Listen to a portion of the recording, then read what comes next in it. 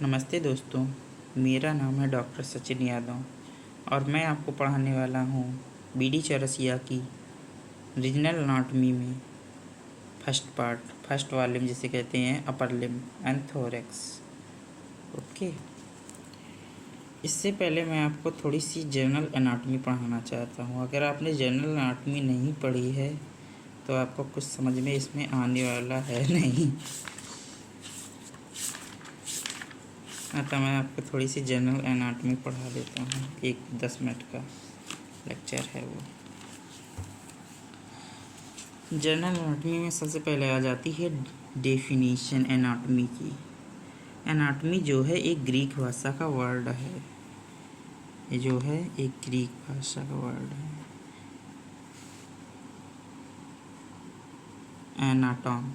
Anatomy जो है एक ग्रीक भाषा के वर्ड से आया है, एनाटॉम से, जिसका अर्थ होता है डाइसेक्शन, अदरवाइज कटिंग अप। अगर आप डेफिनीशन लिखना चाहते हैं तो एनाटॉमी की डेफिनीशन होती है, anatomy is the branch of science which deals with structure. ये होती है एनाटॉमी की डेफिनीशन। जब ह्यूमन एनाटॉमी की बात आएगी तभी ये हो जाएगा deals with structure of human body. ठीक, अब हम लोगों ने अपने पढ़ने के हिसाब से एनाटॉमी को कई पार्ट में डिवाइड किया है। सबसे पहले है जो हम लोग एनाटॉमी पढ़ने वाले हैं, कैडेवरिक एनाटॉमी। ये डील करती है डेड प्रिजर्व बॉडी से। मतलब कि जो डेथ व्यक्ति होती है उनमें जो एनाटॉमी पढ़ते हैं हम लोग, जो मेन तौर पे आप पढ़नी है। इसे हम लोगों ने 2 पार्ट में बांटा है, एक रीजनल वे में, सिस्टमेटिक वे में। रीजनल में वही upper limb, thorax, head and neck, abdomen और एक क्या नाम है लोअर लिम्ब। ये 4 पार्ट पढ़ने हैं। सिस्टमेटिक का मतलब होता है सिस्टम के वाइज, जैसे डाइजेस्टिव सिस्टम, रिस्पायरेटरी सिस्टम, इसके हिसाब से हम लोगों को पढ़नी है रीजनल एनाटॉमी। ठीक, ये हो गया पहला पार्ट, कैडेवरिक एनाटॉमी। इसके बाद दूसरा नंबर आता है लिविंग एनाटॉमी का। लिविंग एनाटॉमी का मतलब होता है जैसे कोई पेशेंट आया दिखाने, इसका यूज़ क्लिनिकल में मेन तौर पे है। तो सबसे पहले क्या करते हैं डॉक्टर? इंस्पेक्शन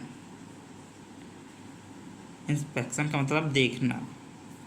पल्पेशन मतलब हाथ लगाकर टच करना।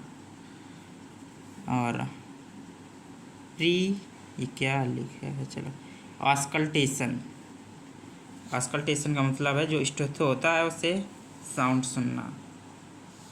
इस तरह से लिविंग एनाटॉमी होती है। एम्ब्रियोलॉजी इसका ही एक ब्रांच है एनाटॉमी का, जिसमें हम प्रीनेटल डेवलपमेंट की बात करते हैं।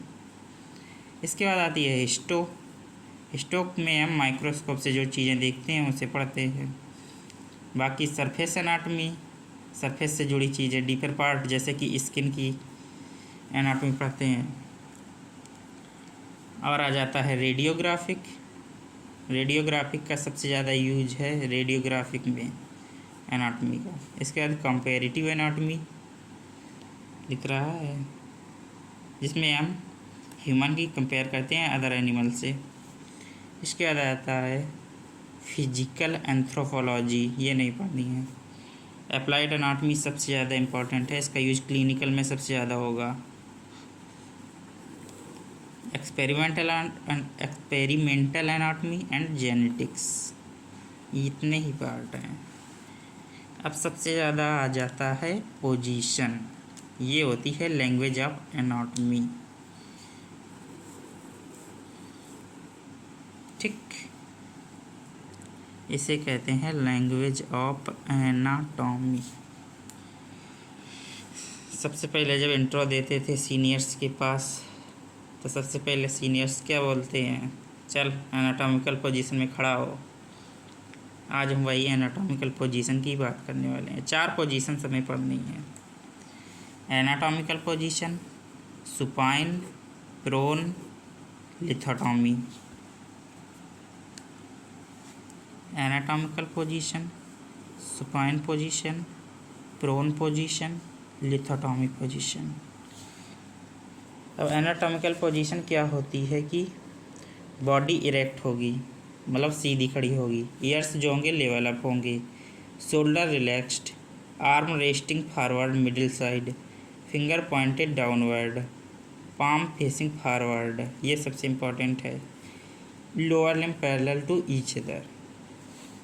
बीडी चौरसिया का एक डायग्राम है एक लड़की का, उसमें दिखाया है कैसे वो खड़ी है एनाटॉमिकल पोजीशन में।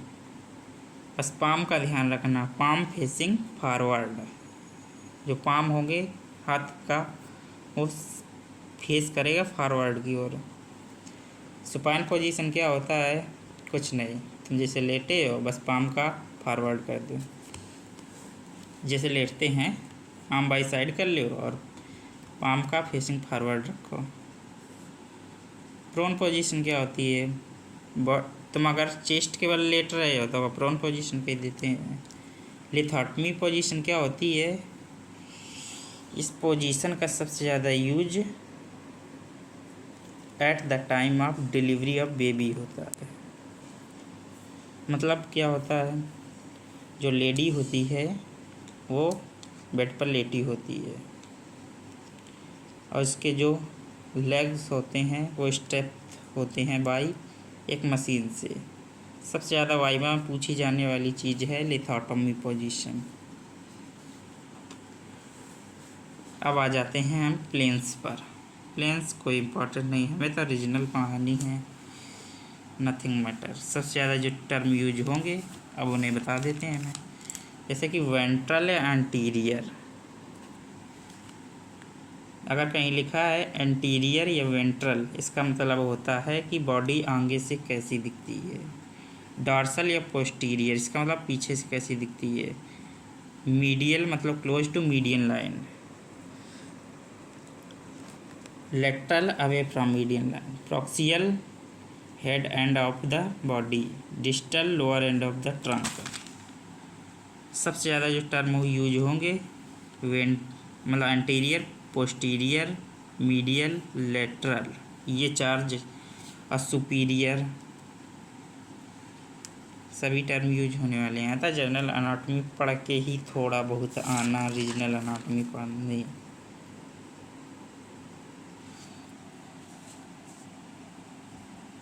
बाकी मेरा वीडियो देखने के लिए धन्यवाद।